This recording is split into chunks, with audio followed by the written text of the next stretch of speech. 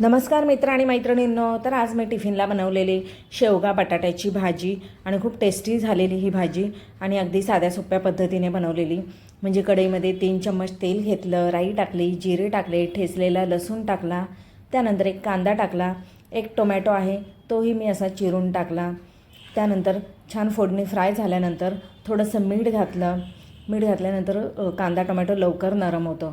मग जिरे पावडर टाकली, हळद टाकली, हिंग टाकलं, 3 चम्मच टाकला घरचा मसाला, 1 चम्मच टाकला गरम मसाला आणि छान फोडणी फ्राय झाल्यानंतर हे शेवगा आणि बटाटा आहे ते यामध्ये घालून घेतलं.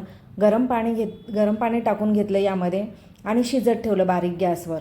त्यानंतर ही बटाटा आणि शेवगा शिजून झाल्यानंतर त्यामध्ये मी 4 चम्मच टाकला शेंगदाण्याचा कूट आणि पुन्हा थोडा वेळ शिजू दिलं. त्यानंतर मग कोथिंबीर टाकली आणि मस्त ही भाजी झाली तयार. खूप टेस्टी होते. तर याप्रमाणे एकदा नक्की बनवून बघा. टिफिनसाठी पटकन होणारी ही भाजी आहे, तर नक्की बनवून बघा. तर टिफिनला मी हे शेवगा बटाटाही बनवला. त्यानंतर खिचडी बनवलेली, अशी नरम नरम खिचडी आवडते घरामध्ये सर्वांना. तर ही खिचडी पण अशी बनवली होती. त्यानंतर पापडही दिले, भाजलेले पापड दिले. त्यानंतर लोणचं दिलं, केळी दिली, चपाती. अशा तऱ्हेने आजचा टिफिन झाला पॅक आणि खूप टेस्टी झालेला आजचा ही टिफिन. शेवग्याची भाजी खूप टेस्टी झाली होती.